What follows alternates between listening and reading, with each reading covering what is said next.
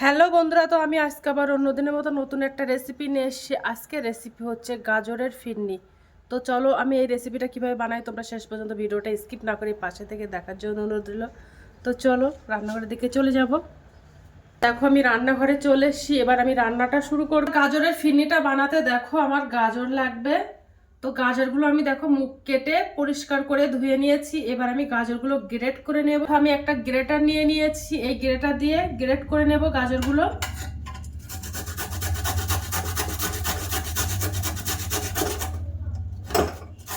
গাজরটা দেখো মিহি করে গ্রেট করে নিচ্ছি।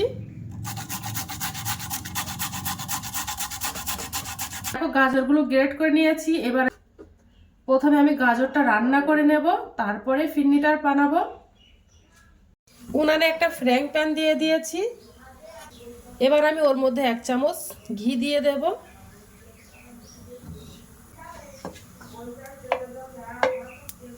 ঘিটা গরম হয়ে গেছে। আর যে আমি গ্রেট করে যে গাজরটা রেখেছিলাম ওই গাজরটা দিয়ে দেব।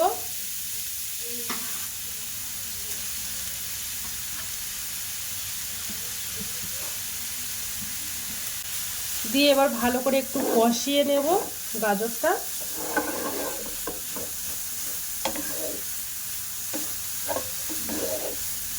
এইভাবে কিন্তু গাজরের হালুয়া বানাই।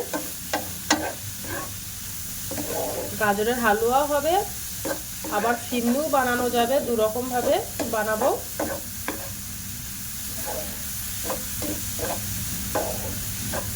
যে বড় বড় লাল কালারের যে গাজরটা পাওয়া যায় ওই গাজরটা হলে কালারটা আরো সুন্দর হয়, আর দেখতেও ফিরনিটা খুব সুন্দর লাগে। তো আমাদের এখানে এটা নেই, তোমাদের কাছে যদি থাকে ওই গাজরটা নিতে পারো। দেখতে কিন্তু অসাধারণ হয় ফিরনিটা আর হালুয়াটা। গাজরটা ভালো করে কষানো হয়ে গেছে। এবার আমি ওর মধ্যে 1.5 বাটি লিকুইড দুধ দিয়ে দেবো। ওটা আমি ঘন করে আগের থেকে জাল করে নিয়েছিলাম। তো 1.5 বাটি গোল দুধ দিয়ে দিলাম।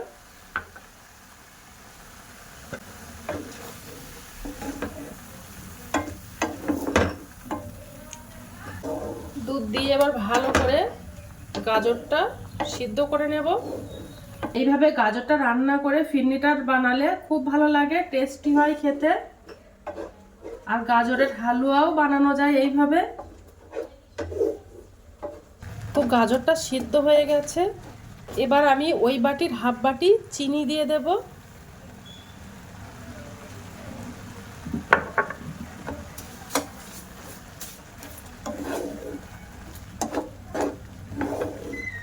গাজরের হালুয়াটা ঘন হয়ে আসছে।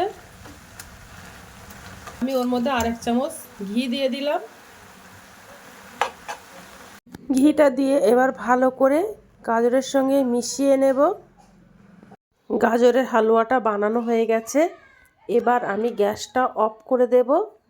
তো আমি প্রথমে গাজরটা রান্না করে নিয়েছি, এবার আমি ফিরনিটা বানাবো।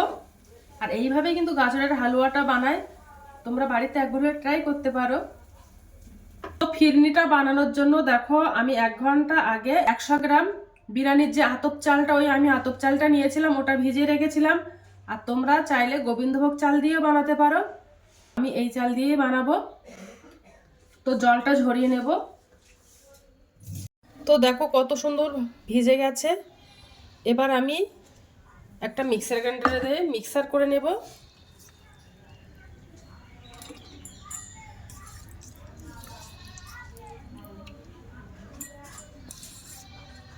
এই চাল থেকে একটা সুন্দর গন্ধ বার হয়, তো আমি এই চালটা নিয়েছি ওই জন্য। তো এবার মিক্সার করে নেব। দেখো চালটা মিক্সার করে নিয়েছি, আর একেবারে মিহি হয়নি, একটু একটু দানা দানা মতো রেখেছি। তো দেখো একেবারে মিহি করে পেস্ট করলে ফিরনিটা ভালো হয় না। তার একটা উনানে ফ্রাইং প্যান দিয়ে দিয়েছি, ওর মধ্যে 500 ml গরুর দুধ দিয়ে দেব। দিয়ে এবার ভালো করে ফুটিয়ে জাল করে নেব ঘন করে। অনেকে তো অনেক রকম ফিরনি খেয়েছে, তো গাজরের ফিরনি খেয়েছে কিনা বলতে পারবো না, এতে কিন্তু অসাধারণ লাগে। তোমরা একবার বাড়িতে না বানালে বুঝতে পারবে না যে কতটা সুন্দর লাগে। ভালো করে দুধটা ফুটিয়ে জাল করে নেব ঘন করে। তো দেখো দুধটা ভালোভাবে ফুটে গেছে আর একটু ঘন করে জাল করে নিয়েছি। চালটা আমি মিক্সার করে নিয়েছিলাম, ওই চালটা দিয়ে দেব, দিয়ে একটু ভালো করে মিশিয়ে নেব। দেখো কত সুন্দর মিশে গেছে দুধের সঙ্গে চালটা। এবার বেশ আমি ঘন করে জাল করে নেব। ওর মধ্যে এবার 3টে এলাচ ফেটিয়ে দেব। এলাচটা দিলে খেতে কিন্তু সুন্দর লাগে, তার জন্য দিয়ে দিলাম। অনবরত নাড়তে থাকবো, তা নাহলে নিচ থেকে লেগে যেতে পারে। এবার আমি ওর মধ্যে 10 টাকা দামের একটা গুঁড়ো দুধের প্যাকেট দিয়ে দেব, দিয়ে জাল করে নেব ভালো করে। এই গুঁড়ো দুধটা দিলে ফিরনিটা খেতে কিন্তু আরও ভালো লাগে, তার জন্য দিয়ে দিলাম। ওর মধ্যে আমি হাফ বাটি চিনি দিয়ে দেব।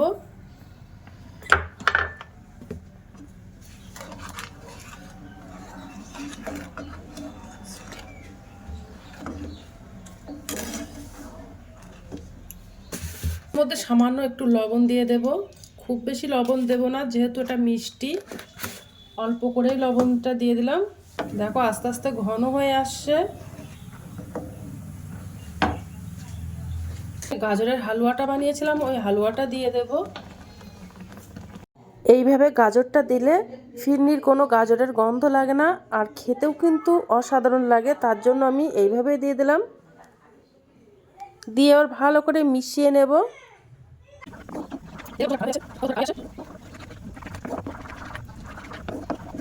তো ফিরনিটা দেখো বানানো হয়ে গেছে, একেবারে নাও পাতলা নাও ঘন করেছি। এবার আমি গ্যাসটা অফ করে দেব। ফিরনিটা রান্না করা হয়ে গেছে। আর দেখো এবার আমি মাটির পাত্র নিয়েছি, আগের থেকে পরিষ্কার করে ধুয়ে রেখেছিলাম। এই মাটির পাত্রেই আমি ফিরনিগুলো জমাবো।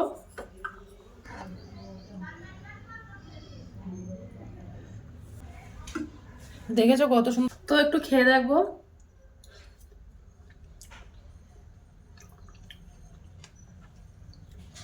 আজকের দিনের মতো ভিডিওটা এখানে শেষ করছি। আগামী দিন আবার একটা নতুন ভিডিও নিয়ে চলে আসবো। তো টাটা, বাই বাই, সবাই ভালো থাকবে, সুস্থ থাকবে।